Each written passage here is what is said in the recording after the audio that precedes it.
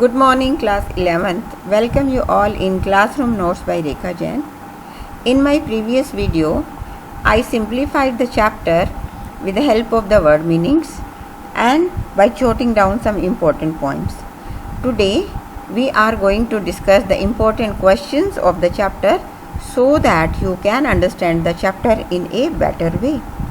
So, let us start taking the questions. Our first question is, justify the title, the address.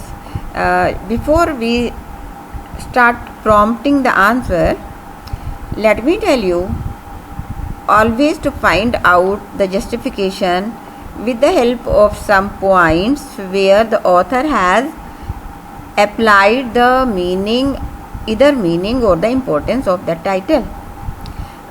As many points you find, as many points you discuss in your question. And similarly have I done.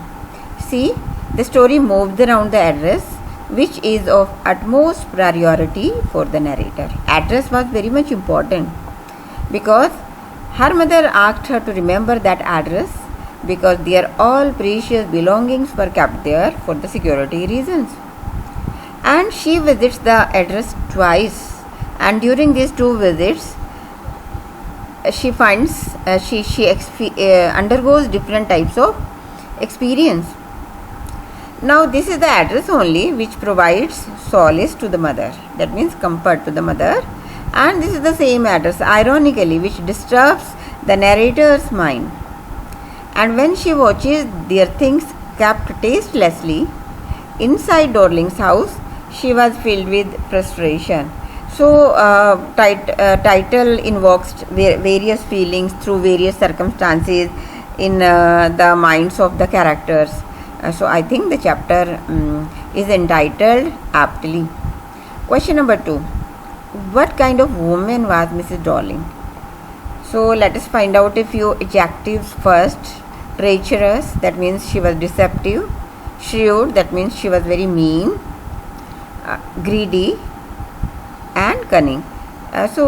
All these adjectives can be understood through her various actions, like she posed to be the well-wisher of Mrs. S, whereas when she died and narrator went back to her home to have her belongings back, she didn't even talk properly. And instead of securing the belongings to be returned to the owner, she kept using them blatantly. Blatantly here means shamelessly.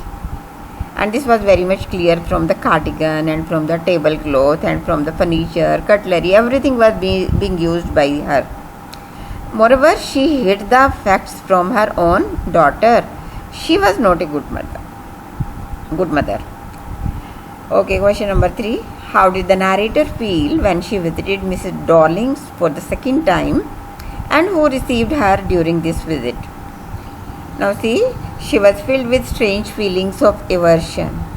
Why? Because all the things were kept there distastefully. She didn't like them because they were clumsily kept there. Moreover, she was also disappointed to know that they were being used by Mrs. Dorling, and this time she was received by Mrs. Dorling's daughter. Question number 4.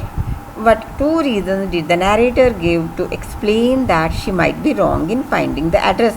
When she was not entertained properly by Mrs. Dorling, so she was filled with confusion and she admits her fault. Why? Reasons. 2 reasons are here. As she had seen Mrs. Dorling once earlier, before meeting this time, she had seen her just once. That's why she was apprehended. That means she was confused. She might not be able to identify her. Secondly, she probably rang the wrong bell, she thought. But later she confirmed that. Okay, question number 5. What did the narrator's mother want her to remember and why? Dear children, all of you know this answer. Her mother wants her to remember the address 46 Marconi Street. Why? Because during World War II, they both had to leave their home. Moreover, during that time, mother was ill. She knew she would not survive for long. That's why she kept all their precious belongings with her acquaintance. Acquaintance here means known person who was Mrs. Darling and who used to live there at that address. And why did she keep all the things with her? Because she wanted her daughter to take them back after the war. Now next question. Compare and contrast between Mrs. Darling and Mrs. S. See, Mrs. Darling, about Mrs. Darling you have quite come to know. Mrs. S was, now see Mrs. S, she was very simple, very humble, a naive and credulous fellow. Naive means very innocent, credulous means one who believes on others very easily. Because she trusted the treacherous, shrewd, greedy and cunning woman who is Mrs. Darling. Now see what a contrast was there in their personalities. Mrs. S is truly humane and kind as she feels concern about Mrs. Darling when she carries the heavy luggage. Her humility is also seen in her behavior towards her daughter when she criticizes her for disliking Mrs. Darling. When Darling avoids the narrator, her meanness and treachery is reflected. Now see what a sharp contrast is there between these two personalities. Now question number 7, and this is the most important of all the questions. Why did the narrator wait for a long time to get her belongings back? Or why did the narrator want to forget the address? This answer you can find towards the end of the chapter. Also, once you can find in the middle. Answer is like this. She had been living for a long time without these things. When she didn't need them earlier, she won't need them in future. She thought so. Second reason, she had hired a small house where all these heavy and large things could not be accommodated.